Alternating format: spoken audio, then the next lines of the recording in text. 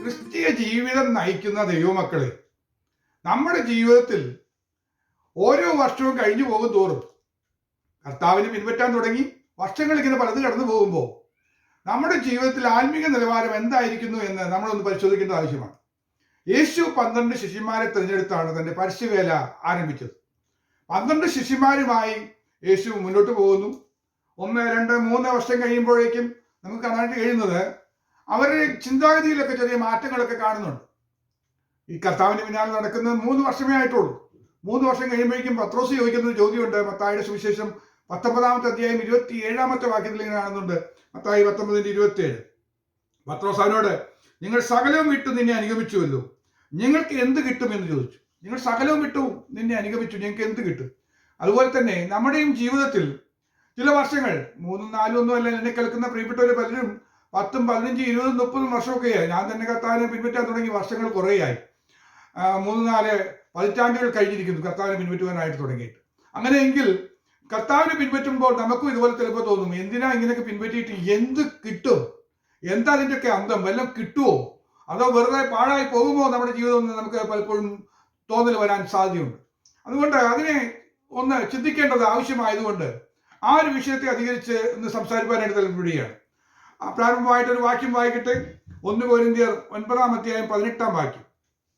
1 കൊരിന്ത്യർ 9-ന്റെ 18-ാമത്തെ വാക്യം. എന്നാൽ എൻ്റെ പ്രതിഫലം എന്ത്? നമ്മുടെ ചോദ്യം അതാണ്. നമുക്ക് ഇന്നുള്ള ചോദ്യമാണ്, ഇന്നത്തെ ചിന്താവിഷയം അതാണ്. എൻ്റെ പ്രതിഫലം എന്താ? എനിക്ക് എന്ത് കിട്ടും? എൻ്റെ പ്രതിഫലം എന്താ? സുവിശേഷം അറിയിക്കുമ്പോൾ സുവിശേഷ ഘോഷണത്തിലുള്ള അധികാരം മുഴുവനും ഉപയോഗിക്കാതെ ഞാൻ സുവിശേഷ ഘോഷണം ചെലവ് കൂടാതെ നടത്തുന്നത് തന്നെ എന്ന് പൗലോസ് പറയുന്ന ഭാഗമാണ് ഞാൻ വായിച്ചത്. എന്നാൽ എൻ്റെ പ്രതിഫലം എന്ത്? എനിക്ക് എന്തെങ്കിലും പ്രതിഫലം കിട്ടുമോ? സുവിശേഷത്തെ അറിയിക്കുന്നു, കർത്താവിന്റെ നാമത്തിന് വേണ്ടി നിൽക്കുന്നു. നമുക്ക് എൻ്റെ പ്രതിഫലം എന്താ? അതിന് നമുക്കൊന്നൊരു ഉത്തരം കണ്ടെത്തേണ്ടത് ആവശ്യമായിരിക്കുകയാണ്. പഴയ നിയമത്തിൽ നമുക്കൊരു വ്യക്തിയെ കാണാൻ കഴിയുന്നുണ്ട്. യാക്കോബിനെ കുറിച്ച് കാണുമ്പോൾ യാക്കോബ് ലാബാന്റെ വീട്ടിലേക്ക് ഓടിപ്പോവുകയും ലാബാന്റെ വീട്ടിൽ ചേർന്ന് കഷ്ടപ്പാടുകളും ദുരിതവും ഒക്കെ അനുഭവിച്ച് അവിടെ ഒരു ആട്ടിടയനായി ജോലി ചെയ്യുന്നു. വളരെ കഷ്ടപ്പെട്ട് കാര്യങ്ങളെല്ലാം ചെയ്തൊക്കെ മുന്നോട്ട് പോകുന്നു. അങ്ങനെ ജീവിതം നയിച്ചുകൊണ്ടിരിക്കുന്ന സമയത്ത് ലാബാൻ പറയുന്നൊരു വാചകമുണ്ട്. ഉൽപ്പത്തി പുസ്തകം 29-ാമത്തെ അധ്യായം 15-ാമത്തെ വാക്യത്തിലാണ്. ഉൽപ്പത്തി പുസ്തകം 29-ന്റെ 15-ാമത്തെ വാക്യം. പിന്നെ ലാബാൻ യാക്കോബിനോട്, നീ എൻ്റെ സഹോദരനാകൊണ്ട് വെറുതെ എന്നെ സേവിക്കണമോ? നീ എന്നെ ഇങ്ങനെ സേവിക്കുന്നത് വെറുതെ സേവിക്കണമോ? നിനക്ക് എന്ത് പ്രതിഫലം വേണം എന്നോട് പറയുക എന്ന് പറഞ്ഞു. ചോദ്യം ഇതാണ്, നിനക്ക് എന്ത് പ്രതിഫലം വേണം? ലാബാൻ ചോദിക്കുക യാക്കോബിനോട്, നിനക്ക് എന്ത് പ്രതിഫലം വേണം എന്നോട് പറയുക. എന്നോട് പറഞ്ഞോ, നിനക്ക് എന്ത് പ്രതിഫലമാണ്? നീ വെറുതെ എന്നെ സേവിക്കണ്ട. ഇന്നും കർത്താവ് നമ്മളോട് പറയാനുള്ളത് ഇതാണ്. കർത്താവിനെ സേവിക്കുന്നവർ വെറുതെ ആരും സേവിക്കേണ്ടി വരില്ല. കർത്താവിന്റെ നാമനിമിത്തം നമ്മൾ ജീവിക്കുന്ന നമുക്ക് പ്രതിഫലം കിട്ടും. അപ്പോൾ നമുക്ക് കിട്ടാൻ പോകുന്ന പ്രതിഫലം എന്താണ്? എന്ത് പ്രതിഫലം ലഭിക്കും? എന്തിനെല്ലാം പ്രതിഫലം ലഭിക്കും? ഇത്തരം കുറെ ചിന്തകൾ, ചില ചോദ്യങ്ങൾ കഴിഞ്ഞ ദിവസങ്ങളിൽ ഞാൻ ധ്യാനിക്കാനിടവന്നു. അതിന്റെ ചില ചിന്തകളും മറുപടികളുമാണ് പറയാനായിട്ട് താല്പര്യപ്പെടുന്നത്. ദൈവസന്നിധിയിൽ ചേർന്ന് വന്നിരിക്കുന്ന നമുക്ക് അതിനെല്ലാം ഉത്തരം കിട്ടും. അപ്പൊ അതിൽ നമുക്ക് അറിയുന്ന, പരസ്യമായിട്ട് അറിയുന്ന ഒരു കാര്യമുണ്ട്. കർത്താവിന്റെ നാമത്തിന് വേണ്ടി നിന്നാൽ അല്ലെങ്കിൽ സുവിശേഷം പറഞ്ഞാൽ നമുക്ക് പ്രതിഫലം കിട്ടുന്ന നല്ലൊരു ഓർമ്മയുണ്ട്. നമ്മളോട് ഇതിനെ പറ്റി ചോദിച്ചു കഴിഞ്ഞാൽ തന്നെ നമുക്ക് ആദ്യം ഓർമ്മ വരുന്ന ഭാഗം ഇതാണ്: സുവിശേഷം അറിയിച്ചാൽ അതിന് പ്രതിഫലം കിട്ടും, യാതൊരു സംശയവുമില്ല. അതിന് വാക്യമുണ്ടല്ലോ, തെളിവുണ്ട്.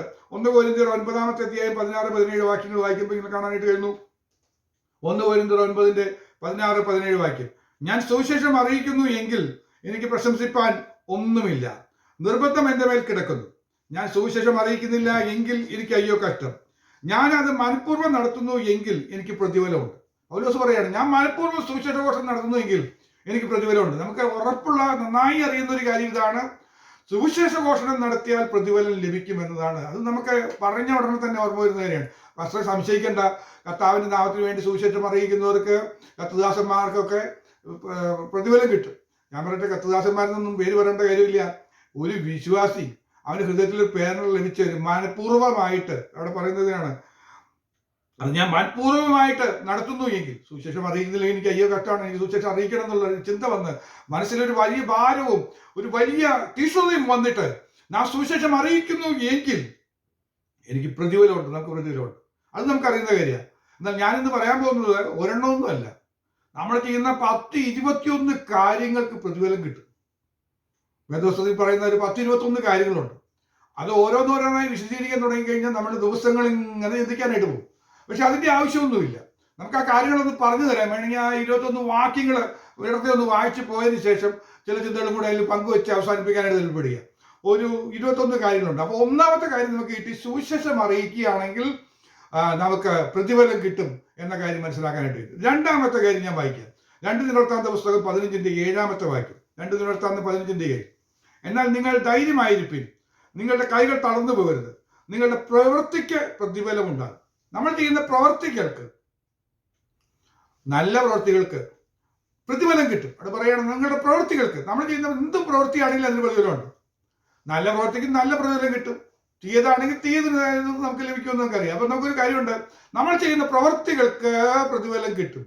അപ്പൊ കർത്താവിന്റെ നാമനിമിത്തം നമ്മൾ എന്തെങ്കിലും പ്രവൃത്തി ചെയ്താൽ, അങ്ങനെ പറയുകയാണെങ്കിൽ എനിക്ക് പറയാൻ കഴിയുന്നത്, കർത്തനാമനിമിത്തം ഒരു സുവിശേഷ യോഗത്തിന് പായ വിരിച്ചിട്ട് കൊടുക്കുന്നവനും അവിടെ ഗ്രൗണ്ട് വൃത്തിയാക്കിയവനും എല്ലാം പ്രതിഫലം കിട്ടും. അവൻ ചെയ്ത പ്രവൃത്തിക്ക് പ്രതിഫലം കിട്ടും. പ്രതിഫലം കിട്ടാതെ വരികയില്ല. അത് കർത്താവിന്റെ ഒരു വാക്തത്വമാണ്, വിശദീകരിക്കേണ്ട കാര്യമില്ല. സങ്കീർത്തന പുസ്തകത്തിലേക്ക് വരുമ്പോൾ സങ്കീർത്തനം 18:20 പറയുന്നു, യഹോവ എന്റെ നീതിക്ക് തക്കവണ്ണം എനിക്ക് പ്രതിഫലം തരും. കർത്താവ് പ്രതിഫലം തരുന്ന രണ്ടാമത്തെ കാര്യമാണ് നമ്മുടെ ജീവിതത്തിൽ നീതിയോടെ ജീവിക്കുന്നുവെങ്കിൽ. രണ്ടല്ല, മൂന്നാമത്തെ കാര്യം, നീതിയോടെ ജീവിക്കുന്നുവെങ്കിൽ നീതിക്ക് തക്കവണ്ണം നമുക്ക് പ്രതിഫലം കിട്ടും. ദൈവിക നീതിയെക്കുറിച്ചൊക്കെ ധാരാളം പ്രസംഗിച്ചിട്ടുള്ളത് കൊണ്ട് ഞാൻ അത് വിശദീകരിക്കുന്നില്ല. ഇന്നിപ്പോൾ വിശദീകരിക്കാൻ സമയമെടുക്കുന്നുമില്ല. ഈ 10-21 കാര്യങ്ങളൊന്ന് പറയണമല്ലോ. അതിനുശേഷമേ എനിക്ക് വിശദീകരിക്കാനായിട്ടുള്ള ചില ഭാഗങ്ങളുണ്ട്. അതുകൊണ്ട് വിശദീകരിച്ച് എന്തെല്ലാം തരം പ്രതിഫലം കിട്ടുമെന്നൊക്കെ പറയേണ്ടതുണ്ട്. പല ചോദ്യങ്ങൾ നമ്മൾ ആദ്യം ഉന്നയിച്ച ചോദ്യങ്ങൾക്ക് മറുപടി പറയുവാനായിട്ട് താല്പര്യപ്പെടുകയാണ്. അതുകൊണ്ട് ഞാൻ വേഗത്തിൽ പോവുകയാണ്. അപ്പം മൂന്നാമത്തത്, നമുക്ക് നീതിക്ക് പ്രതിഫലം കിട്ടും. 19-ാം സങ്കീർത്തനം 11-ാം വാക്യം വായിക്കുമ്പോൾ കാണാനായിട്ട് കഴിയുന്നത്, അടിയനും അവയാൽ പ്രബോധനം ലഭിക്കുന്നു, അവയെ പ്രമാണിക്കുന്നതിനാൽ വളരെ പ്രതിഫലമുണ്ട്. എന്തിനാ? ദൈവകൽപ്പന പ്രമാണിക്കുകയാണെങ്കിൽ അതിന് പ്രതിഫലമുണ്ട്. നാലാമത്തെ കാര്യം, സംശയമില്ലാത്ത കാര്യമാണ്, ദൈവകൽപ്പനകൾ നമ്മൾ പ്രമാണിക്കുകയാണെങ്കിൽ. എന്തായാലും ദൈവകൽപ്പനയോട് പ്രമാണിക്കുകയാണെങ്കിൽ പ്രതിഫലം കിട്ടുമോ? കിട്ടും. നിന്റെ ശത്രുവിനെ വിശക്കുന്നെങ്കിൽ തിന്മാൻ കൊടുക്കുവോ? പ്രതിഫലം കിട്ടും. ശത്രുവിനെ വേണ്ടി നമ്മൾ അനുഗ്രഹിക്കാൻ കഴിയുമോ? നമുക്ക് പ്രതിഫലം കിട്ടും. അപ്പൊ ദൈവകൽപ്പനകളെ നമ്മൾ പ്രമാണിക്കുന്നുവെങ്കിൽ, ബുദ്ധിമുട്ടൊന്നും നമുക്ക് തോന്നിയാലും ദൈവകൽപ്പനയാണ്, എനിക്ക് അനുസരിച്ചേ പറ്റുള്ളൂ എന്നുള്ള നിർബന്ധം തോന്നി ദൈവകൽപ്പന അനുസരിക്കുന്നുവെങ്കിൽ വളരെ പ്രതിഫലം കിട്ടും. സദൃശ്യവാക്യത്തിലേക്ക് വരുമ്പോൾ 11-ാമത്തെ അധ്യായം 18-ാമത്തെ വാക്യത്തിൽ പറയുന്നു, നീതി വിതയ്ക്കുന്നവനോ വാസ്തവമായ പ്രതിഫലം കിട്ടുന്നു പറഞ്ഞു.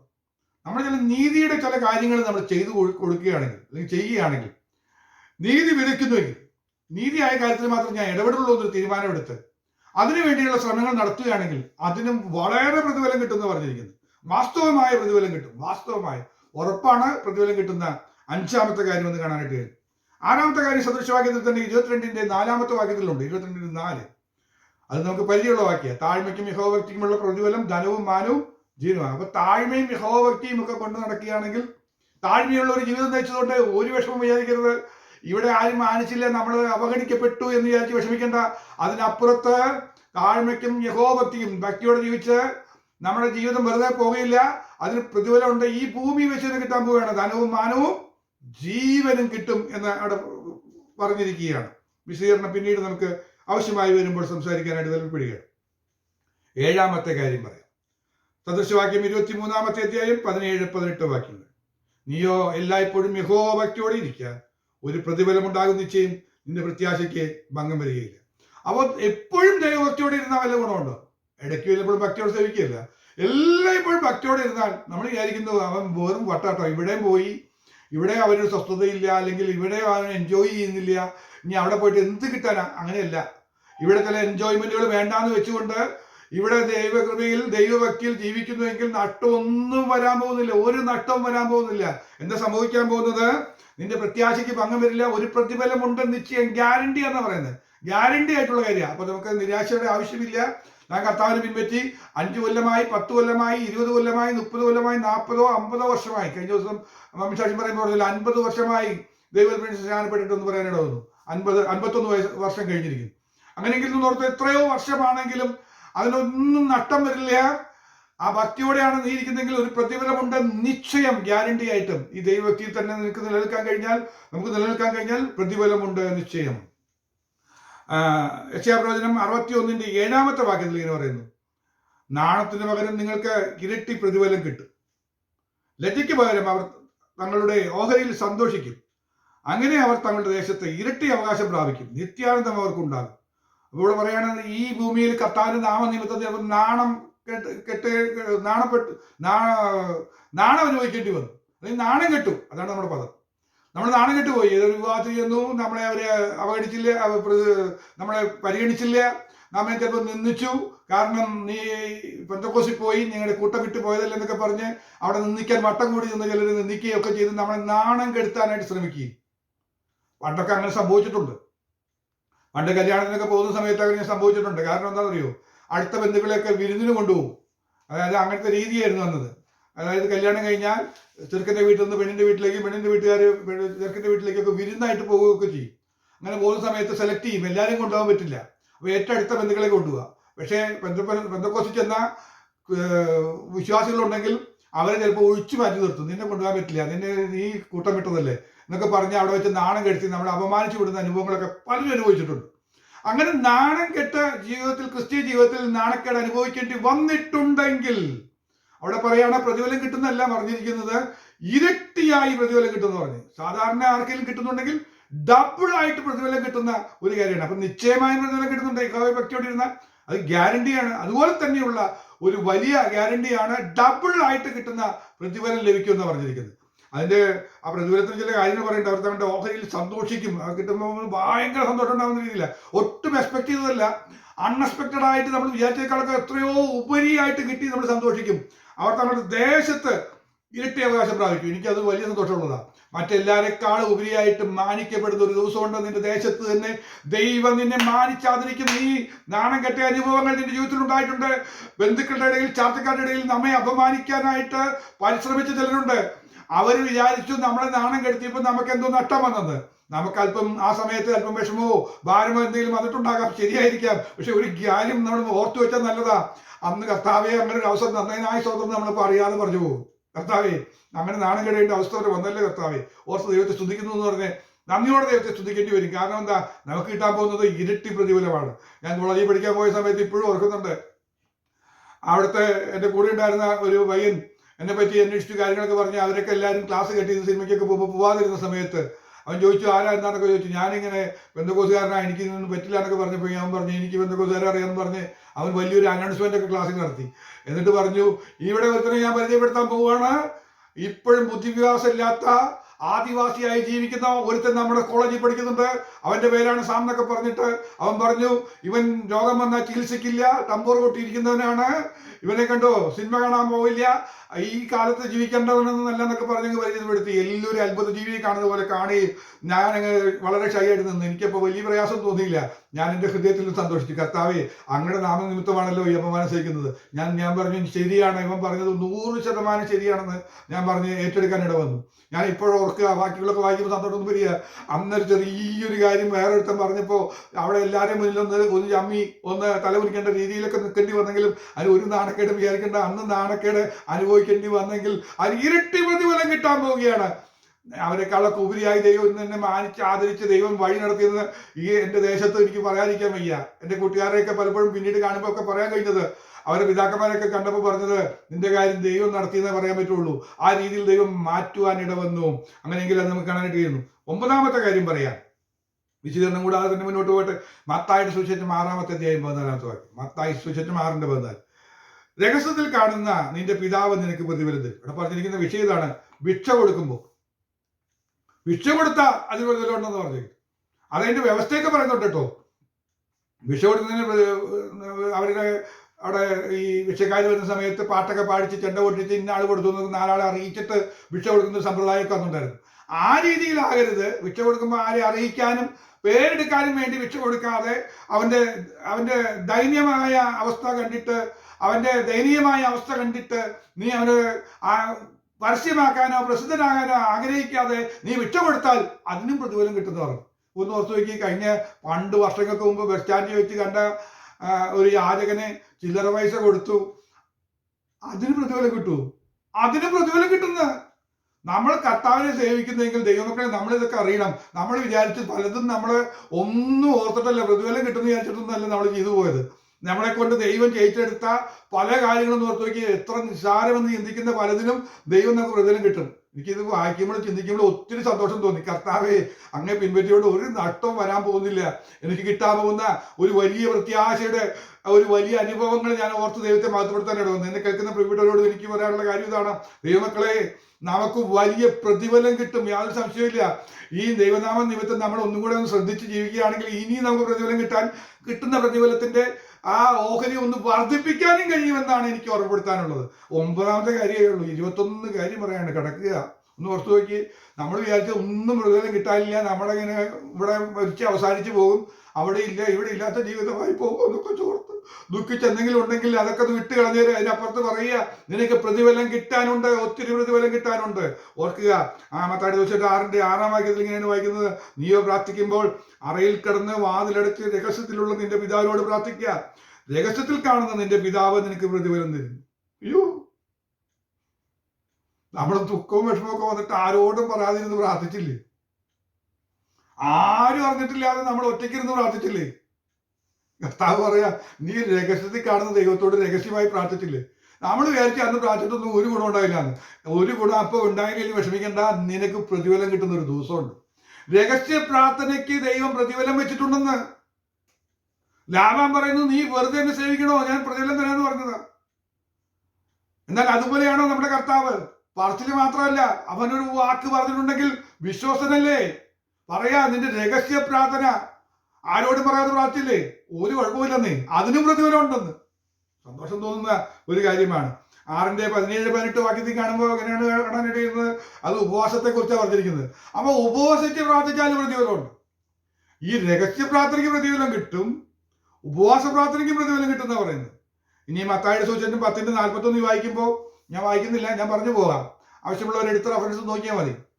10:41 പറയുന്നത്, പ്രവാചകൻ എന്ന് വിചാരിച്ച് ഒരുത്തൻ പ്രവാചകനെ കൈക്കൊള്ളുന്നുവെങ്കിൽ അവന് പ്രവാചകനുള്ള പ്രതിഫലം ലഭിക്കുന്നു എന്നാണ് ആ വാക്യത്തിൽ പറയുന്നത്. പ്രവാചകനെ കൈക്കൊള്ളുന്നുവെങ്കിൽ അവന് പ്രതിഫലം കിട്ടുന്നു. ഒരു വീട്ടിലൊരു പ്രവാചകൻ വന്നപ്പോൾ, പ്രവാചകനാന്ന് വിചാരിച്ച് കയറി പാസ്റ്ററെ ഒന്ന് വന്നിരുന്നു പ്രാർത്ഥിക്കണമെന്നൊക്കെ പറഞ്ഞ് പാസ്റ്ററെ കൊണ്ടൊന്ന് പ്രാർത്ഥിപ്പിച്ചു. പാസ്റ്റർ പ്രാർത്ഥിച്ചു പോകുന്നതിന് മുമ്പായിട്ടൊരു ചായ കൊടുത്തു, സ്വീകരിച്ചു. പോകുമ്പോൾ വേണമെങ്കിൽ ഒരു ചെറിയ വഴിയാത്രയ്ക്കുള്ള ചില പൈസയും കൊടുത്തു, യാത്ര അയച്ചു. നമ്മൾ വിചാരിച്ചു അതൊക്കെ വെറുതെ പോയി കുറേ കാശൊക്കെ കൊടുത്തു എന്നൊക്കെ. അങ്ങനെയല്ല ദൈവമക്കളെ, അതിനും നിനക്ക് പ്രതിഫലം കിട്ടും. കിട്ടാൻ പോകുന്ന പ്രതിഫലത്തിനെ ഞാൻ വിശദീകരിക്കാം, അത് വിശദീകരണം ആവശ്യമുള്ള. പ്രവാചകന് എന്ന് കരുതി പ്രവാചകനെ കൈക്കൊള്ളുന്നതിന് പ്രവാചകന്റെ പ്രതിഫലം കിട്ടുമെന്ന് പറഞ്ഞിരിക്കുന്നത്. അതൊന്ന് വിശദീകരിക്കുന്നുണ്ട്. ഈ പ്രവാചകന്റെ പ്രതിഫലം എന്താണ്, അത് ഞാൻ അവസാനമായിട്ട് വിശദീകരിക്കാം. അടുത്തത്, നീതിമാൻ എന്ന് കരുതി ഒരു നീതിമാനെ കൈക്കൊള്ളുകയാണ്. അയാൾ പ്രവാചകനൊന്നല്ല, അയാൾ നീതിമാനായ ഒരു ദൈവാസനല്ലേ, വചനം പ്രസംഗിക്കുന്ന ആളല്ലേ. അയാള് വലിയ തെറ്റും ചെയ്തതായിട്ട് ഞാൻ അറിഞ്ഞിട്ടില്ല. അദ്ദേഹം ഒന്ന് വീട്ടിൽ വന്നോട്ടെ, അദ്ദേഹം ഒന്ന് വീട്ടിലൊന്ന് കാല് കുത്തട്ടെ, ഞാനന്ന് ഒന്ന് ഫോൺ വിളിച്ചു, ഒന്ന് പാസ്റ്ററെ വന്നേ, എൻ്റെ വീട്ടിലൊന്ന് പ്രാർത്ഥിച്ചിട്ട് പോകണേ ഒന്ന് പറഞ്ഞാൽ, അങ്ങനെ പറഞ്ഞ് ഒന്ന് സ്വീകരിച്ചാൽ അതിനും പ്രതിഫലം കിട്ടുന്നതാണ് മത്തായി 10:41 വാക്യത്തിൽ തന്നെ അവിടെ പറഞ്ഞിരിക്കുന്നത്. അങ്ങനെ 13 കാര്യങ്ങൾ പറഞ്ഞു. 14ാമത്തെ കാര്യം പറയാം. മാർക്കോസിന്റെ സുവിശേഷം 9-41 വാക്യത്തിലും 9:41 മത്തായിയുടെ സുവിശേഷം 10:42 പറയുന്ന ഒരു ഭാഗമുണ്ട്.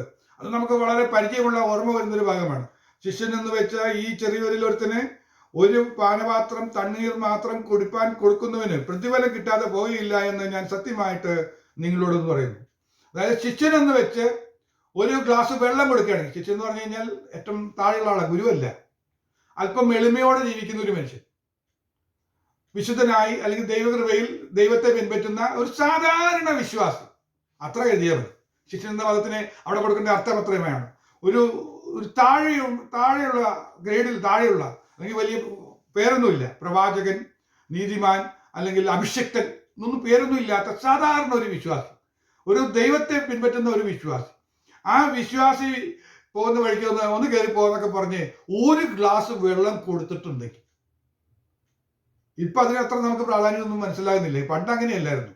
നടന്നു പോകുന്ന ആളുകൾ ധാരാളം ഉള്ള ഒരു സമയമായിരുന്നു. എൻ്റെ ബാല്യത്തിലൊക്കെ ഞാൻ ഇപ്പോഴും ഓർക്കുന്നു. ദൂരം കുറെ നടക്കുന്ന ആളുകൾ നമുക്ക് പരിചയമുള്ള ഏതെങ്കിലും വീട് കണ്ടാൽ ഇടയ്ക്ക് അവർ കയറും.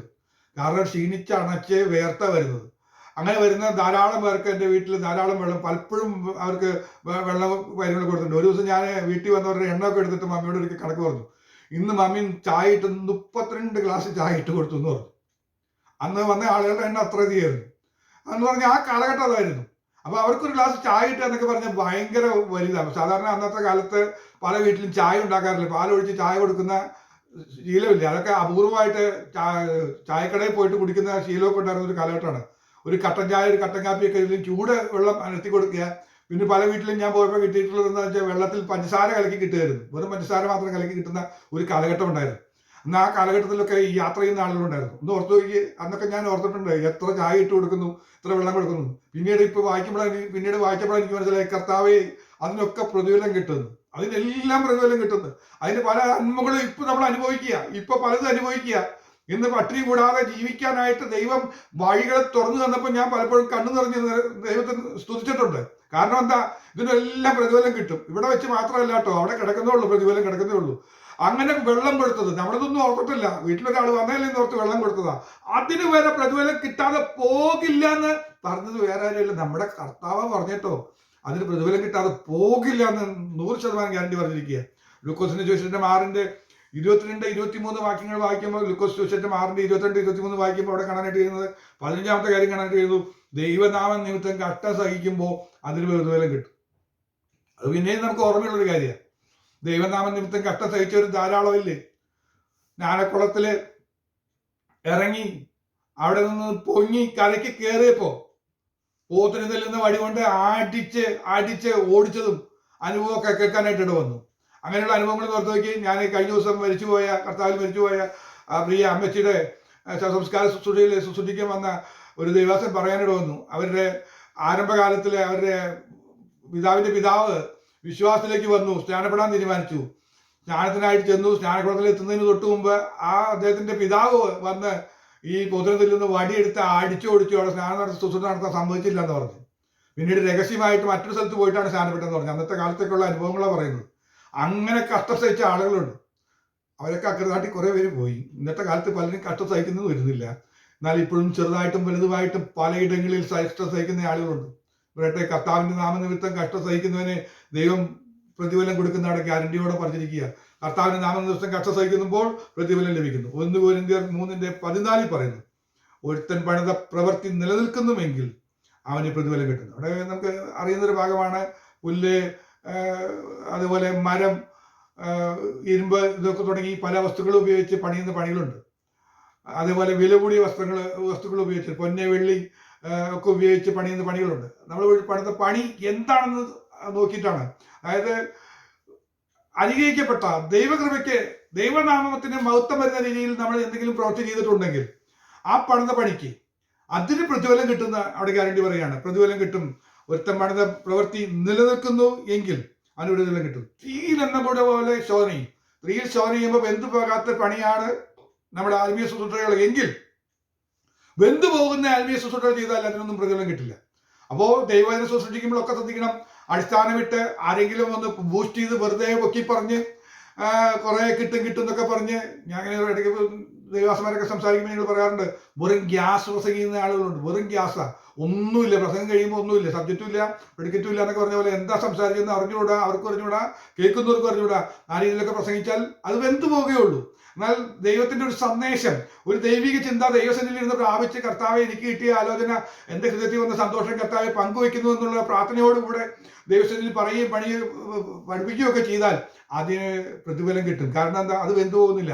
പലരുടെയും ഹൃദയത്തിൽ ഒരു വാചകമായിട്ടോ ഒരു വാക്യമായിട്ടോ പതിഞ്ഞു കിടക്കുന്നെങ്കിൽ, ഒരു ആശ്വാസമായിട്ട് അവർ പരിണമിച്ചുവെങ്കിൽ, ഒരു അല്പനേരത്തെ സന്തോഷമായിട്ട് അവർ പരിണമിച്ചുവെങ്കിൽ ആ പണിക്കൊക്കെ, ആ ശുശ്രൂഷകൾക്ക്, പണി എന്നൊക്കെ പറയുമ്പോൾ അവിടെ മനസ്സിലാക്കേണ്ടതാണ്, ദൈവിക ശുശ്രൂഷകൾക്ക് പ്രതിഫലം കിട്ടും. 17ാമത്തെ കാര്യം പറയട്ടെ, ഓരോരുത്തരും ചെയ്യുന്ന നന്മയ്ക്ക് കർത്താവിൽ നിന്ന് പ്രതിഫലം പ്രാപിക്കും. എഫേസ്യ ലേഖനം 6:8 വാക്യം. എഫേസ്യ ലേഖനം 6:8 പറയാണ്, ഓരോരുത്തരും ചെയ്യുന്ന നന്മയ്ക്ക് കർത്താവിൽ നിന്ന് പ്രതിഫലം ലഭിക്കും. അപ്പൊ നന്മ ചെയ്യുകയാണെങ്കിൽ അതിന് പ്രതിഫലമുണ്ട്.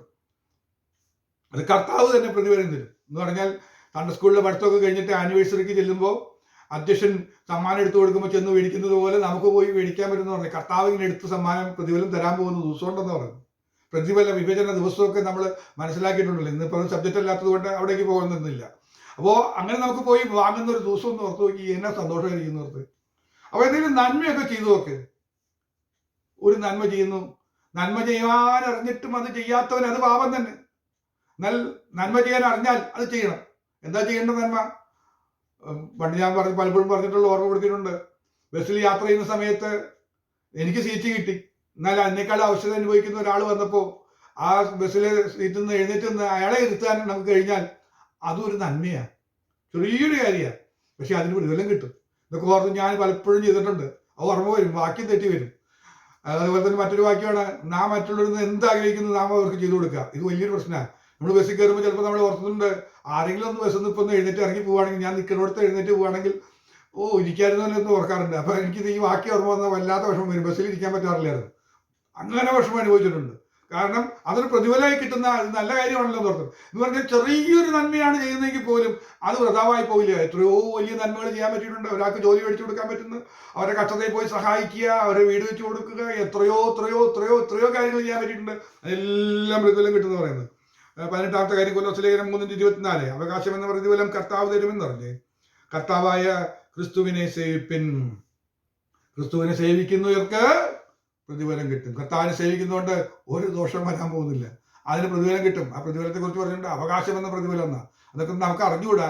അതൊക്കെ കിട്ടുമ്പോഴേ മനസ്സിലാക്കാൻ പറ്റുള്ളൂ. അതിന്റെ മൂല്യങ്ങൾ മനസ്സിലാക്കാൻ അതിന് അവസരം ലഭിക്കുമ്പോഴേ നമുക്ക് മനസ്സിലാക്കാനായിട്ട് കഴിയുള്ളൂ. പിന്നെയും വായിക്കാം, 19ാമത്തെ കാര്യം പറയാം. എബ്രായലേഖനം 11:6 വാക്യം. എബ്രായലേഖനം 11:6 ദൈവത്തെ അന്വേഷിക്കുന്നവർക്ക് പ്രതിഫലം കൊടുക്കുന്നു എന്നും നമ്മളവിടെ വായിക്കുന്നത് എങ്ങനെയാണ്? ദൈവത്തെ അന്വേഷിക്കുന്നവർക്ക്. നമ്മൾ ദൈവത്തെ ഒന്ന് അന്വേഷിക്കുകയാണ്. ഒരു വിഷയം നമുക്ക് കർത്താവിന്റെ തന്നിൽ ഒന്ന് പോയിരുന്ന് ഒന്ന് പ്രാർത്ഥിക്കാം. കർത്താവ് എന്നോട് എന്താ പറയാൻ പോകുന്നതെന്ന് ഓർത്തിട്ട് വെറുതെ ബൈബിളൊന്ന് തുറന്നു നോക്കിയാലും മതി. ദൈവത്തെ അന്വേഷിക്കുക എന്ന് പറഞ്ഞാൽ പ്രാർത്ഥിക്കുക എന്നാണ് അതിന്റെ വേറൊരു ഭാഷ പറഞ്ഞാൽ മനസ്സിലാകാൻ പറ്റുന്ന ഒരു ഭാഷ. അതൊന്ന് പ്രാർത്ഥിച്ചാൽ ഒരു വിഷയത്തിന് മുന്നിൽ കർത്താവിനെയാണ് അന്വേഷിക്കുന്നത്. രോഗം വന്നപ്പോൾ കർത്താവിനോടൊന്ന് പ്രാർത്ഥിച്ചു, അതിനൊക്കെ പ്രതിഫലം കിട്ടുമെന്ന് പറയുന്നത്. ബൈബിളൊന്ന് തുറന്നു നോക്കി, കർത്താവ് എന്നോട് സംസാരിക്കണമേ എന്ന് പറഞ്ഞിട്ടൊന്ന് വായിച്ചിരുന്നെങ്കിൽ അതിനൊക്കെ പ്രതിഫലം കിട്ടുമെന്ന്. എന്റെ ദൈവമേ, നമ്മൾ വിചാരിച്ച ഒന്നും കിട്ടില്ല. ഈ പണിക്ക് ഇറങ്ങിയത് വെറും വേസ്റ്റാന്ന് വിചാരിച്ചിരിക്കുമ്പോൾ വേദപുസ്തകത്തിൽ നിന്ന് ഓടിച്ചു നോക്കുമ്പോൾ ഇതൊന്ന് വിശദീകരണം കൂടാതെ ഞാനൊന്ന് പറഞ്ഞു നോക്കിയപ്പോൾ എത്ര കാര്യം. ഇപ്പൊ എന്നെ കേൾക്കുന്ന എല്ലാവർക്കും എന്തെങ്കിലും വിധത്തിൽ പ്രതിഫലം കിട്ടാണ്. ഞാൻ മനസ്സിലാക്കിയെടുത്തോളം അങ്ങനെ. ഈ വചനങ്ങൾ അനുസരിച്ച് നോക്കുമ്പോൾ പ്രതിഫലം കിട്ടാതെ പോകുന്ന ഒരാൾ തന്നെ കേൾക്കുന്നുണ്ടെന്ന് എനിക്ക് തോന്നുന്നില്ല. നിങ്ങൾക്ക് എന്തോ വിഷയങ്ങളിലൊക്കെ പ്രതിഫലം കിട്ടുന്നുണ്ട്. ചിലർക്ക് ഇത് എല്ലാ വിഷയങ്ങളിലും പ്രതിഫലം മേടിക്കുന്നവരുണ്ടാകാം. ഇതിനേക്കാളും ഉപരിയായി ഇരട്ടി ഇരട്ടി ഇരട്ടിയായി പ്രതിഫലങ്ങളിൽ കൂട്ടി വെച്ചവരുടെ ധാരാളം പേരുണ്ടാകും. അവർ വലിയ ദിവസം വരാൻ പോകുന്നുണ്ട്. വെളിപ്പാട് ദിവസത്തിലേക്ക് വരുമ്പോൾ നമുക്ക് കാണാനായിട്ട് 18ാം വാക്യത്തിൽ ഇങ്ങനെ വായിക്കുന്നു. അതിന്റെ ആദ്യത്തെ 2ാം പോർഷനിൽ ഇങ്ങനെ കാണുന്നു, കർത്താവിന്റെ ദാസന്മാരായ പ്രവാചകന്മാർക്കും വിശുദ്ധന്മാർക്കും ചെറിയവരും വലിയവരുമായി നിന്റെ ഭക്തന്മാർക്കും പ്രതിഫലം കൊടുപ്പാനും ഭൂമിയെ നശിപ്പിക്കുന്നവരെ നശിപ്പിക്കാനുമുള്ള കാലവും വരുന്നു. കർത്താവിന്റെ പറയാണ് പ്രവാചകന്മാർക്ക്. ഇവിടെ പ്രവാചകന്മാരായിട്ട് ജീവിച്ച ആൾക്കാർ, വിശുദ്ധന്മാരായി ജീവിച്ചവർ, ദൈവകൃപയിലെ ചെറിയവരും വലിയവരും ആയിക്കോട്ടെ, ദൈവഭക്തിയിലാണ് നീ ജീവിച്ചതെങ്കിൽ അവർക്കൊക്കെ പ്രതിഫലം കിട്ടുന്നത്. അപ്പൊ പ്രവാചകന് പ്രതിഫലം കിട്ടും. ഒരു വിശുദ്ധനായി ജീവിച്ചാൽ, ഒരു വിശുദ്ധിയോടെ കർത്താവിനെ സേവിച്ച എല്ലാ ദൈവദാസന്മാർക്കും പ്രവാചകന്മാർക്കും പ്രതിഫലം കിട്ടും. യാതൊരു സംശയമില്ല. 20 കാര്യം പറഞ്ഞു. ഒരെണ്ണം കൂടെ ഞാൻ പറയട്ടെ. വെളിപ്പാട് പുസ്തകം 22:12 വാക്യം. ഇതാ ഞാൻ വേഗം വരുന്നു, ഓരോരുത്തരും അവന്റെ പ്രവൃത്തിക്ക് തക്കവണ്ണം കൊടുപ്പാൻ പ്രതിഫലം എന്റെ പക്കലുണ്ട്. ഓരോരുത്തരും അവന്റെ പ്രവൃത്തിക്ക് തക്കവണ്ണം കൊടുപ്പാൻ പ്രതിഫലം എന്റെ പക്കലുണ്ട്. ദൈവത്തിന്റെ പക്കൽ പ്രതിഫലമുണ്ട്. എന്തിനാ കൊടുക്കാൻ പോകുന്നത്? പ്രവൃത്തിക്ക് തക്കവണ്ണം. നമ്മൾ എല്ലാ പ്രവൃത്തിക്കും നല്ല കാര്യങ്ങൾക്കെല്ലാം പ്രതിഫലം കിട്ടുന്ന കാര്യം മനസ്സിലാക്കാനായിട്ട്. ഇനി പ്രതിഫലത്തെ കുറിച്ചൊന്ന് പറയാൻ പോവാ. ഞാൻ എന്റെ വിഷയത്തിലേക്ക് കിടക്കുന്ന ഇപ്പോഴാണ്. ഇതുവരെ ഞാൻ പറഞ്ഞത് നമുക്കൊന്ന് ഓർമ്മപ്പെടുത്താൻ വേണ്ടി, നമ്മുടെ ഹൃദയത്തെ, പരമാർത്ഥ ഹൃദയത്തെ ഒന്ന് ഓർപ്പിച്ചുണർത്തിയതാ. നമ്മൾ നഷ്ടമായി പോകില്ല. നമ്മുടെ ക്രിസ്തീയ ജീവിതം ഭക്തിയോട് നയിക്കുന്നത് ഒരു നഷ്ടമല്ല എന്ന് ബോധ്യപ്പെടുത്താൻ വേണ്ടിയാണ്. 21 കാര്യങ്ങളിൽ നമുക്ക് പ്രതിഫലം കിട്ടാൻ പോകുന്നു. ഇതിലൊരു 10 ഐറ്റത്തിലെങ്കിലും മിനിമം നിങ്ങൾക്ക് കിട്ടാനുണ്ടായിരിക്കാം അല്ലേ? ഒരു 10 15 ഒന്ന് ആലോചിച്ച് എത്രയോ കാര്യങ്ങൾക്ക് പ്രതിഫലം കിട്ടാൻ കിടക്കുക. ഇതെല്ലാം കിട്ടാനുണ്ടെന്നുള്ള കാര്യം ഉറപ്പാ. ഇനി ഈ പ്രതിഫലത്തെ കുറിച്ച് ഒരു 3 തരത്തിലൊന്ന് പഠിക്കാനുണ്ട്. 3 തരം പ്രതിഫലത്തെ കുറിച്ചൊന്ന് പറയാനായിട്ട് അതിൽ ഇവിടെയാണ്. 3 തരം പ്രതിഫലമുണ്ട്. ഒന്ന്, ഭൂമിയിൽ ലഭിക്കുന്ന പ്രതിഫലമുണ്ട്. ഭൂമി വെച്ച് ലഭിക്കുന്ന പ്രതിഫലമുണ്ട്. അത് സദൃശവാക്യം 11:31. നീതിമാനെ ഭൂമിയിൽ പ്രതിഫലം കിട്ടുന്നു എങ്കിൽ ദുഷ്ടന് ഭാവിക്കും എത്ര അധികം. അപ്പോ നീതിമാനെ ഭൂമിയിൽ വെച്ച് പ്രതിഫലം കിട്ടും. അപ്പൊ പ്രതിഫലം കർത്താവ് കൊടുക്കുന്നുണ്ട്. അത് ഭൂമിയിൽ വെച്ചും കൊടുക്കുന്ന പ്രതിഫലമാണ്. നമ്മള് ആദ്യം വായിച്ചല്ലോ, ശിഷ്യന്മാര് ചോദിച്ചപ്പോൾ ശിഷ്യന്മാരോട് കർത്താവ് പറഞ്ഞ മറുപടി നമുക്ക് വായിക്കണ്ടേ? ഞങ്ങൾ സ്ഥലം വിട്ട് ഞങ്ങളെ അനുഗമിച്ചല്ലോ, നിങ്ങൾക്ക് എന്ത് കിട്ടുമെന്ന് ചോദിച്ചപ്പോൾ പറഞ്ഞ മറുപടി ഉണ്ട്. അതിന് യേശു അവരോട് പറഞ്ഞത്, എന്നെ അനുഗമിക്കുന്ന നിങ്ങൾ പുനർജനനത്തിൽ മനുഷ്യപുത്രൻ തന്റെ മഹത്വത്തിന്റെ സിംഹാസനത്തിൽ ഇരിക്കുമ്പോൾ നിങ്ങളും 12 സിംഹാസനത്തിൽ ഇരുന്ന് ഇസ്രായേൽ ഗോത്രം 12 ന്യായം വിധിക്കുമെന്ന് ഞാൻ സത്യമായിട്ട് നിങ്ങളോട് പറയുന്നു. എന്റെ നാമനിമിത്തം വീടുകളെയോ സഹോദരന്മാരെയോ സഹോദരിമാരെയോ അപ്പനെയോ അമ്മയോ മക്കളെയോ നിലങ്ങളെയോ വിട്ടുകളഞ്ഞതിനെല്ലാം 100 മടങ്ങ് ലഭിക്കും. അവർ നിത്യജീവനെയും അവകാശമാക്കും. ഇവിടെ പറഞ്ഞു കണ്ടു 100 മടങ്ങ് ലഭിക്കും. അത് ഭൂമി വെച്ച് ലഭിക്കാൻ പോകുന്നതാ. പലതിനും നമുക്ക് ലഭിക്കുന്നത് പല പ്രതിഫലവും ഇവിടെ വെച്ച് തന്നെ നമ്മൾ കൊടുത്തതിന്റെ ഒരു 100 മടങ്ങ് പ്രതിഫലമായിട്ട് നമ്മൾ ലഭിക്കുന്നുണ്ട്. കിട്ടിയിട്ടുണ്ടോ? കിട്ടിയിട്ടുണ്ടെന്ന് ഒന്ന് ഓർത്ത് നോക്കിയാൽ മതി. ഒന്ന് ഓർത്താൽ നമ്മൾ നന്ദിയോടെ ദൈവത്തെ സ്തുതിക്കും. എന്ത് അർഹതയാണ് നമുക്ക് ഇന്ന് അനുഭവിക്കുന്ന പലതിനും പിന്നിൽ കിട്ടുന്നതിന്റെ അർഹതയെന്ന് ഓർത്താൽ മതി. ഒരു അർഹതയില്ലാന്ന് തിരിച്ചറിഞ്ഞ് കർത്താവ് തന്ന പ്രതിഫലമാണ്, 100 മടങ്ങായിട്ട് തന്ന പ്രതിഫലമാണെന്ന് ഓർത്ത് ദൈവത്തെ ഒന്ന് സ്തുതിക്കാൻ കഴിയുമോ? ദൈവത്തെ സ്തുതിക്കാൻ കഴിയും. അതായത് നമ്മുടെ ജീവിതത്തിൽ ഒരു അനുഗ്രഹമാണ്. 109 സംഘത്തിന് 20 വാക്യത്തിൽ പറയുന്നുണ്ട്, ഇതെന്റെ എതിരാളികൾക്കും എനിക്ക് വിരോധമായി ദോഷം പറയുന്നവർക്കും യഹോവ കൊടുക്കുന്ന പ്രതിഫലമാകുന്നു. എന്താ പ്രതിഫലം കൊടുക്കുന്ന? ഈ ഭൂമി വെച്ച് കൊടുക്കുന്ന പ്രതിഫലം മറ്റൊന്നുമല്ല, ശാപം. നമുക്ക് എതിരാളികൾക്ക് ശാപം കിട്ടുന്നു. എന്നാൽ ദൈവമക്കൾക്ക് ദൈവ പ്രവർത്തിക്ക് ഭൂമി വെച്ച് 100 മടങ്ങ് നന്മയുടെ അനുഗ്രഹങ്ങൾക്ക് ലഭിക്കും. അപ്പൊ 2 തരം പ്രതിഫലം ഭൂമി വെച്ച് കിട്ടും. ഒന്നെങ്കിൽ ദുഷ്ടത്തരമൊക്കെ ചെയ്തിട്ടുണ്ടെങ്കിൽ അവർ ചിലപ്പോൾ ഈ ഭൂമി വെച്ച് തന്നെ ശാപം അനുഭവിക്കും. മറ്റൊന്ന് നമ്മൾ വായിച്ചത് ഇങ്ങനെയാണ്, 100 മടങ്ങ് പ്രതിഫലം കിട്ടുന്ന അനുഭവങ്ങൾ. ഭൂമിയിൽ നീതിമാന് ഭൂമിയിൽ പ്രതിഫലം. അതേസമയം ഒപ്പം പറയാണ് ദുഷ്ടനും കിട്ടും. ദുഷ്ടന് കിട്ടാൻ പോകുന്ന പ്രതിഫലം വേറെ ഒന്നുമല്ല, ശാപമാണ്. ശാപത്തിന്റെ അനുഭവങ്ങൾ അവരുടെ വീട്ടിൽ വന്ന് കിടക്കുന്നത് കാണാനായിട്ട് കഴിയും. അപ്പോൾ നമുക്ക് ശാപത്തിന്റെ പ്രതിഫലം നമ്മുടെ വീട്ടിലെങ്ങാനും വന്നിട്ടുണ്ടെങ്കിൽ അതിനെയൊക്കെ ഒന്ന് മാറ്റിക്കളയണ്ടേ? അങ്ങനെയെങ്കിൽ നമ്മൾ ചിന്തിച്ച ചില ചിന്തകളും വെച്ച് നമുക്ക് പ്രതിഫലം കിട്ടുന്ന, നന്മയുടെ പ്രതിഫലം കിട്ടുന്ന ചില വഴിയിലേക്ക് നമ്മുടെ ചില പ്രവൃത്തികളൊക്കെ ഒന്ന് മാറ്റിയെടുത്താൽ ഒരു വലിയ മാറ്റം സംഭവിക്കാൻ പോവുകയാണ്. ശാപങ്ങളെല്ലാം ഒഴിഞ്ഞു മാറി നീതിമാനിൽ ലഭിക്കുന്ന പ്രതിഫലം ലഭിക്കാൻ, നീതിമാനായി ജീവിക്കാനായിട്ട് സാധിക്കട്ടെ. രണ്ടാമത്തെ പ്രതിഫലത്തെ കുറിച്ച് പറയാനായിട്ട് താല്പര്യം. അത് ഇങ്ങനെയാണ്, ദൈവത്തിന്റെ കയ്യിലെ പ്രതിഫലത്തെ കുറിച്ചാണ് പറയുന്നത്. യെശയ്യാപ്രവചനം 40 അധ്യായം 10 വാക്യം. ഇതാ യഹോവയായ കർത്താവ് ബലശാലിയായി വരുന്നു, അവന്റെ ഭുജം അവന് വേണ്ടി ഭരണം ചെയ്യുന്നു. ഇതാ കൂലി അവന്റെ പക്കലും പ്രതിഫലം അവന്റെ കയ്യിലുമുണ്ട്. അപ്പൊ കുറെ പ്രതിഫലം ഈ ഭൂമി വെച്ച് വിതരണം ചെയ്യും. നമ്മളിവിടെ നിന്ന് ചെല്ലുമ്പോൾ തരാൻ വേണ്ടി കർത്താവിന്റെ കയ്യിൽ കുറെ പ്രതിഫലം എടുത്ത് കാത്തു നിൽക്കുക.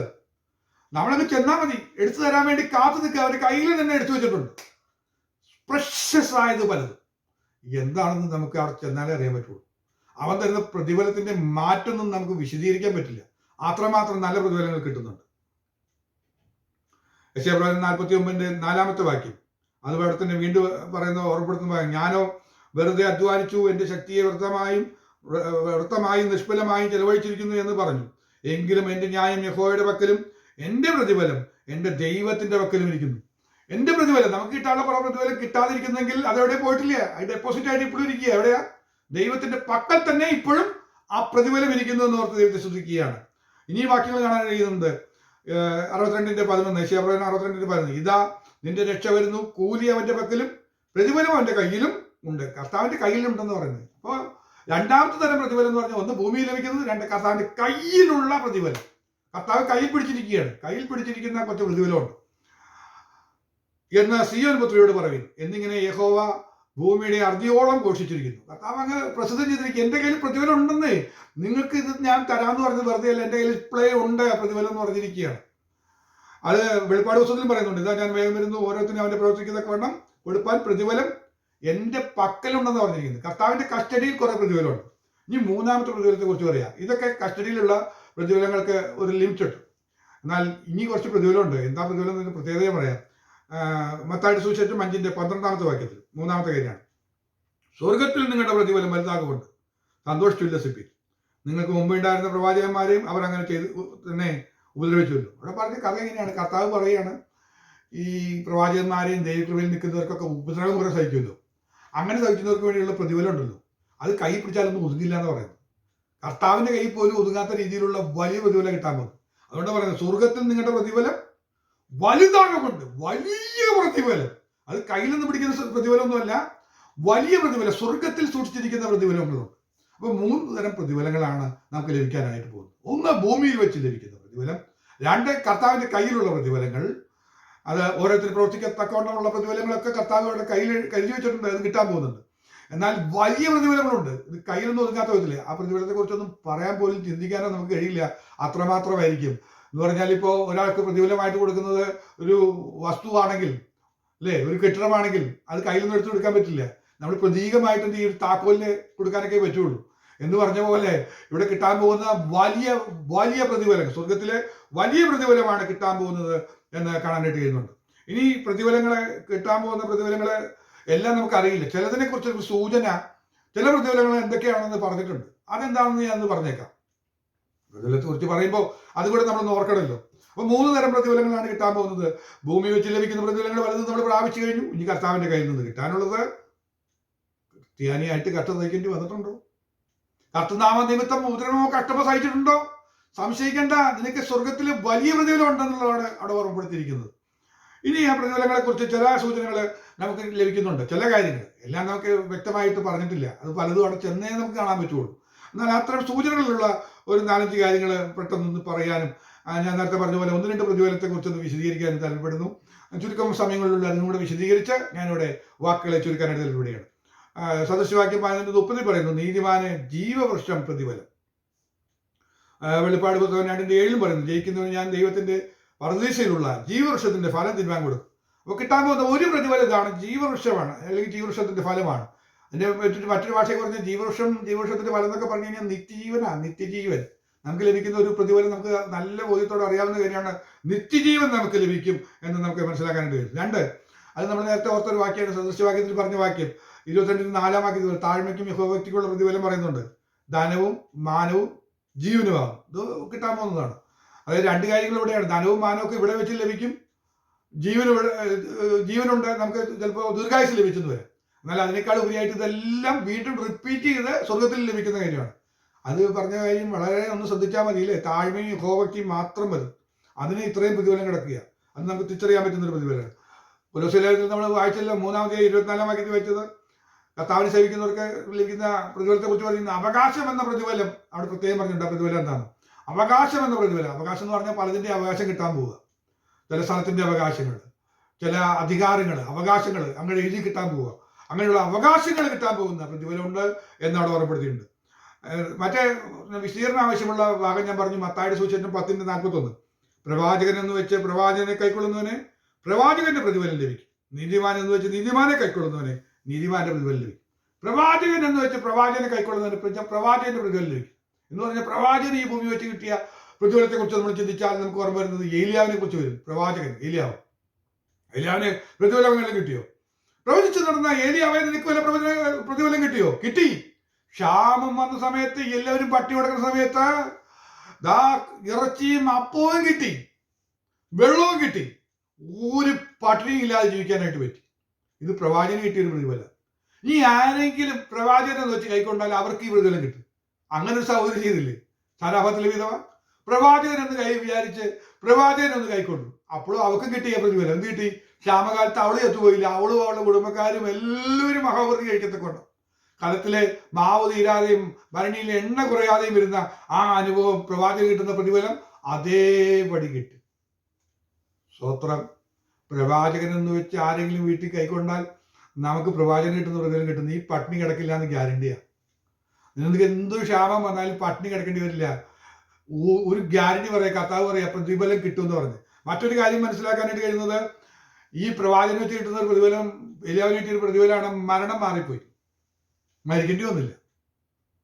പ്രവാചകൻ എന്ന് വെച്ച് ഒന്ന് കൈക്കൊണ്ടാൽ ആസന്നമായി കിടക്കുന്ന മരണം ചിലപ്പോൾ വീട്ടിൽ നിന്ന് മാറി കിട്ടും.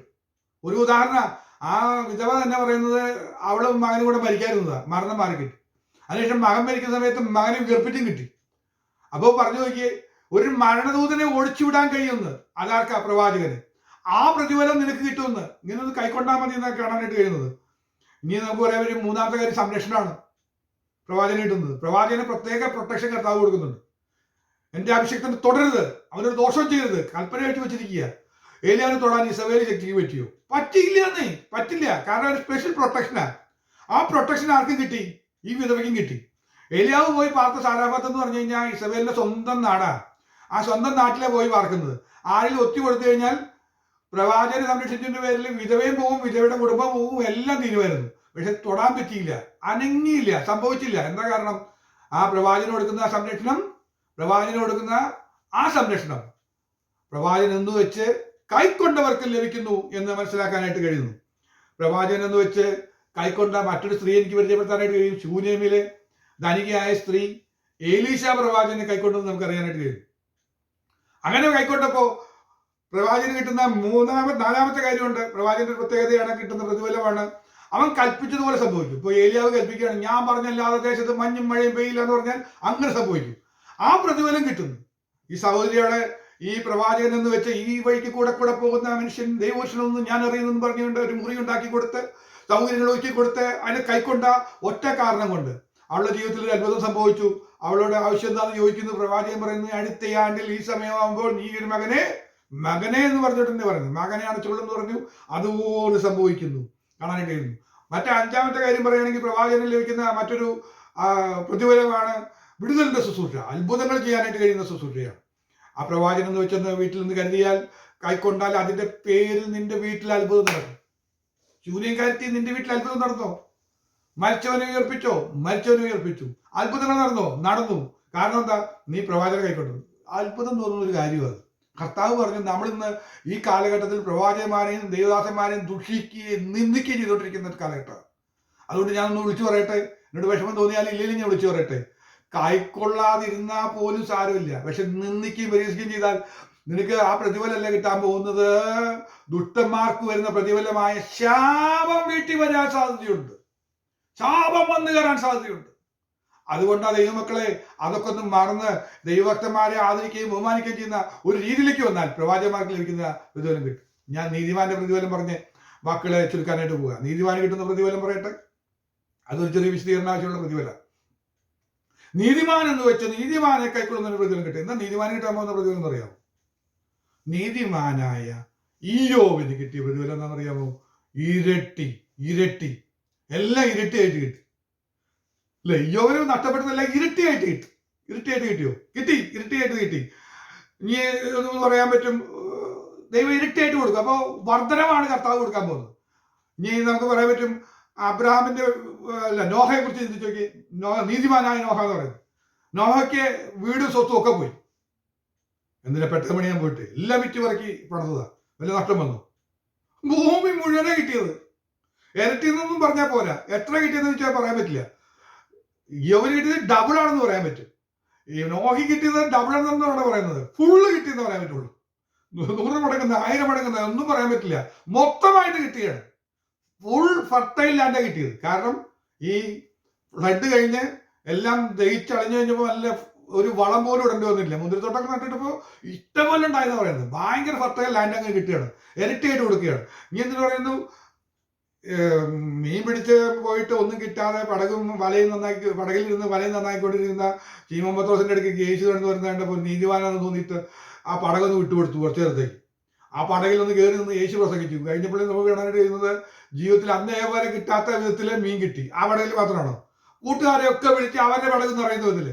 അപ്പൊ കർത്താവിന് ഒരു നീതിമാൻ എന്ന് വിചാരിച്ച് ആരെങ്കിലും കൈക്കൊണ്ട നീതിമാന്റെ പ്രതിഫലം കിട്ടുമെന്ന് പറഞ്ഞാൽ കിട്ടാൻ പോകുന്നത് എന്താന്ന് വെച്ച് കഴിഞ്ഞാൽ വർധനമാണ് നീതിമാന്റെ പ്രതിഫലം. വർധനവ് അല്ലെങ്കിൽ ഇരട്ടിയാണ് കിട്ടാൻ പോകുന്നത്. ഇതാണ് നീതിമാൻ എന്ന് വെച്ച് നമ്മൾ ആരെങ്കിലും കൈക്കൊണ്ടായി കിട്ടാൻ പോകുന്നത്. ഒരു നീതിമാനെ വീട്ടിൽ കയറ്റി ഒരു ഗ്ലാസ് വെള്ളം കൊടുത്താൽ നിനക്ക് അന്ന് ആ ഡേറ്റിൽ എത്ര ഉണ്ടായിരുന്നോ ഡെപ്പോസിറ്റ്, അല്ലെങ്കിൽ എത്രയാണ് നിനക്കുണ്ടായിരുന്നത്, അത് ഡബിൾ ആകുമെന്ന് ഗ്യാരണ്ടിയോടെ പറയാൻ പറ്റും.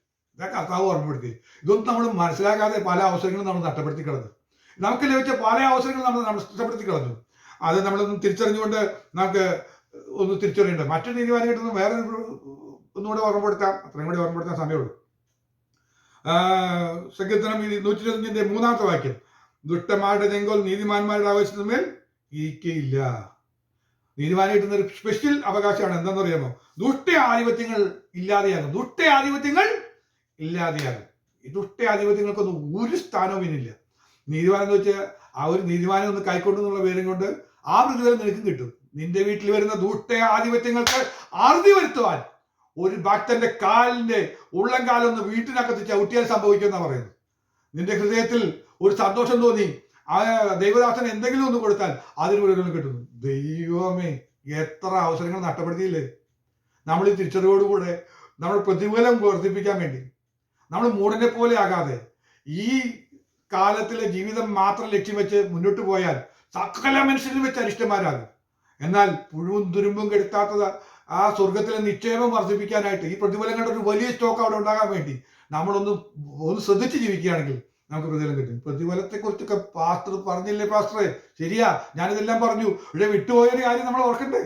എന്താ വിട്ടുപോയത്? പ്രതിഫലം എന്ന് പറയുമ്പോൾ തന്നെ പണ്ടേ ഓർമ്മ വരുന്നൊരു കാര്യമുണ്ട്, കീഴങ്ങളെ കുറിച്ചാണ്. അതാണ് അഞ്ചാമത്തെ നമുക്ക് മനസ്സിലാക്കാൻ കഴിയുന്ന പ്രതിഫലങ്ങളുടെ ഒരു വിഭാഗം. അതാണ് കിരീടങ്ങൾ. ധാരാളം കിരീടങ്ങളെ കുറിച്ച് പറയുന്നുണ്ട്. 5 കിരീടങ്ങൾ, നീതിയുടെ കിരീടങ്ങൾ, തേജസ്സിന്റെ കിരീടം, മാടാത്ത കിരീടം, ജീവകിരീടം, പ്രശംസാ കിരീടം തുടങ്ങിയ കിരീടങ്ങൾ. അതിന് വിശദീകരിക്കേണ്ട കാര്യമില്ല. ധാരാളം പ്രസംഗങ്ങൾ കേട്ടിട്ടുണ്ട്. എന്തൊക്കെ വ്യവസ്ഥയിലാണ് ഈ കിരീടങ്ങൾ വിതരണം ചെയ്യുന്നതെന്നൊക്കെ അറിയാം. നല്ല ഒരു ഓട്ടം തികച്ച് വിശ്വാസങ്ങൾ നീതിയുടെ കിരീടം എനിക്ക് കിട്ടിയിരുന്നു. അപ്പോൾ അത്തരം കാര്യങ്ങളൊന്നും വിശദീകരിക്കേണ്ട ആവശ്യമില്ല. കിരീടങ്ങൾക്ക് ഓരോ വ്യവസ്ഥ പറഞ്ഞിട്ടുണ്ട്.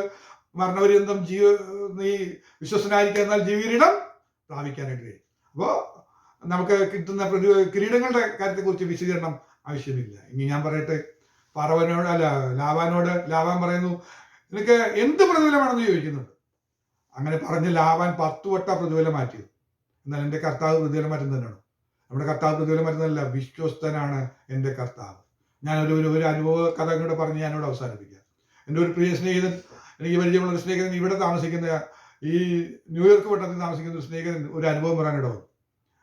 അദ്ദേഹത്തിൻ്റെ ഭാര്യയ്ക്ക് ജോലിയൊന്നുമില്ല. അദ്ദേഹം ജോലിയൊക്കെ ചെയ്യുന്നുണ്ട്. അദ്ദേഹത്തിൻ്റെ ഭാര്യ പകല് പുറത്തൊക്കെ ഇറങ്ങി നടക്കുന്ന സമയത്ത് തൊട്ട അയൽവാസി ഒരു അമ്മച്ചിയെ കണ്ടു, ഒരു മദാമ, ഒരു വെള്ളക്കാരി മദാമയെ കണ്ടു. ഒന്ന് ചിരിച്ചു, ഹായ് വിശ്വസൊക്കെ പറഞ്ഞു. പിന്നെ എല്ലാ ദിവസവും ഒന്ന് കാണും, എന്തെങ്കിലും ഒന്ന് സംസാരിക്കും. അങ്ങനെ ഒരു സംസാരിക്കും. ചിലപ്പോൾ അവിടെ വരെ ഒന്ന് പോയി ഒരു 2-3 മിനിറ്റ് ഇരുന്ന് വർത്താനം പറഞ്ഞ് അങ്ങനെ പോരുമായിരുന്നു. അങ്ങനെ ഇരിക്കുന്ന സമയത്ത് കുറച്ചു നാൾ കഴിഞ്ഞപ്പോൾ ഈ മദാമ മരിച്ചു. പെട്ടെന്ന് സുഖമില്ലാതെ വന്നു. ഈ സഹോദരി കേട്ട് ഓടി ചെന്നു. അവിടെ ചെന്ന് 911 വിളിച്ചു, 11 വിളിച്ചു. വണ്ടി വന്ന് കൊണ്ടുപോയി, ആശുപത്രിയിൽ പോയി. ആ മദാമ മരിച്ചുപോയി. 2-3 ദിവസം കഴിഞ്ഞപ്പോൾ ഒരു വക്കീൽ വീട്ടിൽ വന്നു. വീട്ടിൽ വന്നത് എന്തിനാണെന്നറിയാമോ? ആ മദാമ തനിക്കുണ്ടായിരുന്ന മില്യൺ കണക്കിന് സ്വത്ത് ഈ സഹോദരിയുടെ പേരിൽ എഴുതി വെച്ചിരിക്കുക. ആ മദാമയ്ക്ക് 4 മക്കളുണ്ടായിരുന്നു. 4 മക്കളും വലിയ പൊസിഷനിൽ അവർ വിവിധ സ്റ്റേറ്റിൽ പോയി താമസിക്കുക. അവരൊന്നും തിരിഞ്ഞു നോക്കിയിരുന്നില്ല. എന്നും തൻ്റെ അടുത്ത് വന്ന് വർത്താനം പറഞ്ഞു എന്നുള്ള ഒറ്റ കാരണം കൊണ്ട്. വേറെ ആർക്കും കൊടുക്കാൻ തോന്നിയില്ല. ഇത് ആരോടും പറഞ്ഞു പോലുമില്ല. അത് എഴുതി വെച്ചിരിക്കുകയായിരുന്നു. മില്യൺ കണക്കിന് സ്വത്താണ്. വീട്, മില്യൻ്റെ വിലയുള്ള വീട്, അതുപോലെ ഡെപ്പോസിറ്റ്, സകലതും ഈ സഹോദരിയുടെ പേരിൽ എഴുതി വെച്ചിരിക്കുന്നു. ഒന്ന് ഓർത്തു നോക്കി. ഇതുപോലെ നമ്മുടെയും ജീവിതത്തിൽ എനിക്ക് പറയാനുള്ള ഒരു കാര്യം ഇതാണ്.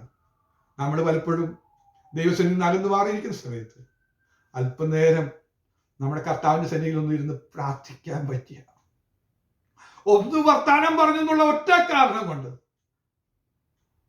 ഈ ഭൂമി വെച്ച് ലഭിച്ച പ്രതിഫലം ഒന്ന് ഓർത്തു നോക്കി. അങ്ങനെയാണെങ്കിൽ ഇന്ന് ദൈവമക്കളെ, ധനികൻ, എങ്ങനെയാണെന്ന് പറയുക, കർത്താവിനെ കുറിച്ച് എങ്ങനെ പറയേണ്ടത് എനിക്ക് അറിഞ്ഞൂടാ. സമ്പന്നൻ അങ്ങനെയൊന്നും പറഞ്ഞാലൊന്നും വിശദീകരണം കൊള്ളില്ല. അതിലും വലിയൊരു സമ്പന്നൻ ഇല്ല, അങ്ങനെയൊക്കെ പറയാൻ പറ്റുള്ളൂ. ആ സമ്പന്നനായ ദൈവത്തിന്റെ സന്നിധിയിലിരുന്ന് ഒരു 2 വാക്ക് പറഞ്ഞില്ലേ, സംസാരിച്ചില്ലേ? സംസാരിച്ചതിന്റെ പേരിൽ നിന്റെ കണ്ണടയുന്ന സമയത്ത്, ഇവിടെ ഇരുന്ന് നീ ഒന്ന് വിശ്രമിക്കുന്ന സമയത്ത് നിന്നെ വിളിച്ചുണർത്തി നിനക്ക് തരാൻ പോകുന്ന പ്രതിഫലം തിരിച്ചറിഞ്ഞാൽ, ആ പ്രതിഫലം തിരിച്ചറിയുന്ന ദൈവമക്കളെ, സ്തോത്രം. നാം ഓടിയത് അധ്വാനിച്ചത് വൃഥാവായി പോകുന്നില്ല. കർത്താവ് ദൈവസന്നിധിയിൽ ഒന്നും വൃഥാവായി പോകുന്നില്ല. നമുക്ക് ലഭിക്കാൻ പോകുന്ന ആ വലിയ നന്മ തിരിച്ചറിഞ്ഞുകൊണ്ട് ഈ രാത്രിയിൽ ദൈവസന്നിധിയിൽ സമർപ്പിച്ചുകൊണ്ട്, കർത്താവേ, അങ്ങയുടെ സന്നിധിയിൽ ഞാൻ ഇനിയും പ്രാർത്ഥിക്കാൻ ആഗ്രഹിക്കുന്നതാണ്. കർത്താവേ, ദൈവസന്നിധിയിൽ നിന്ന് ചിലത് പ്രാപിച്ചെടുക്കുവാൻ ഞാൻ ആഗ്രഹിക്കുന്നതാണ്. ഒത്തിരി കാലങ്ങൾ നഷ്ടപ്പെടുത്തി പോയിട്ടുള്ളതാണ്.